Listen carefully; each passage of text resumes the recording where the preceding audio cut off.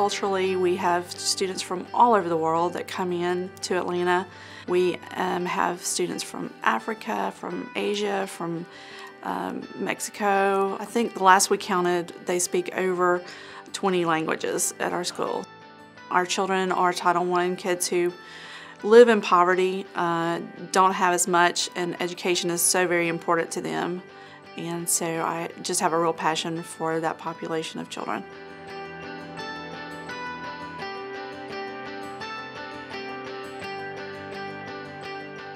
When I first came to Brumby, Madison Hills was one of our largest apartment complexes with about 200 of our children there. The police had shut it down several times for prostitution rings, for crime, for drugs, and the children that were living there were in a crisis situation.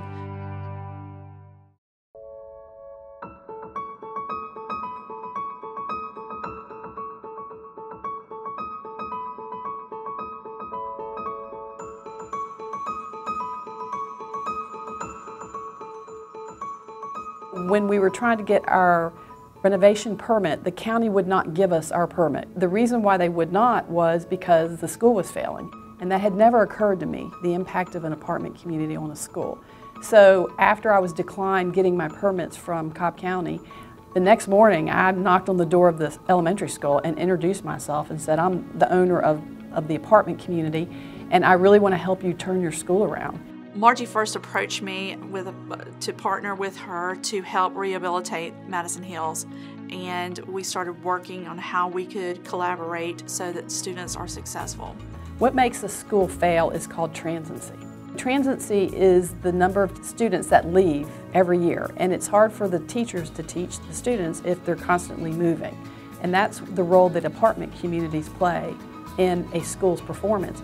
If the landlord keeps raising the rents $50 or $100, the tenants can't afford it. So they move out, and when they move out, they typically take their children out of the school.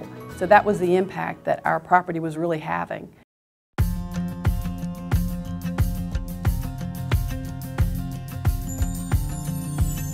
At Madison Hills, I was privileged to be the program coordinator, which basically meant do a lot of playing with kids and having fun with them, but I also was able to do family and community-wide events just to help to build that sense of community and belonging.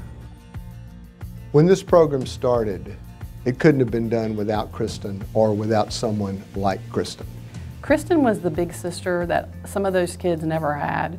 Kristen put her heart into those children. One of the cool things I saw were because of the kids being together in after-school program and developing those friendships, even if they maybe in some instances were in different grades, those parents began to get to know each other. So those parents supported each other. If maybe somebody's gonna get home late, well, I'm supposed to pick up, these two kids too, and the parents could call me, say, hey, can they go, with them? So kids still didn't have to go home by themselves.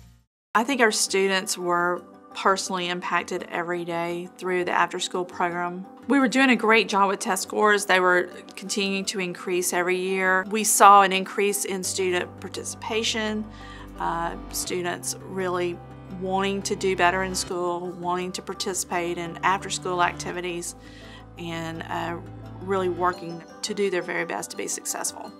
So working with our program, Brumby, over time, became a Title I School of Distinction.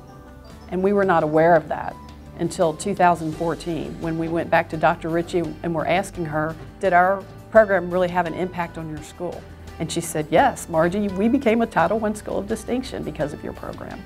Crime decreased in the time that the management company took over Madison Hills. We saw a huge decrease in our student behavior issues that we were having before. An after-school program in a workforce community is stabilizing because the children have a place to go after school, and the parents do not have to worry about where their children are after school, and therefore are a little bit more free to select better or maybe better paying jobs.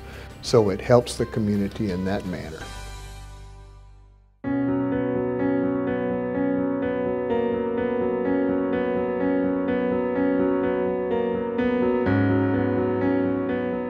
Once the Madison Hills was bought out by the new company, They no longer had security, no longer had the after-school program.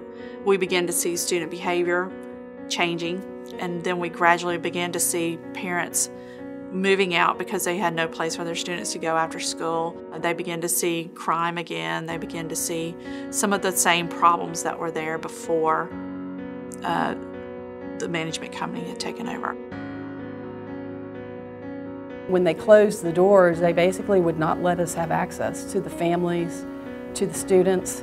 So it was a very abrupt ending to something that was creating so much impact and so much value for the community at large. We were doing a great job with test scores. They were continuing to increase every year. After the change in management and the closing of the after-school program, our test scores began to decline. By the time testing came up 4 months later, the elementary school had fallen 139 points in the state ranking.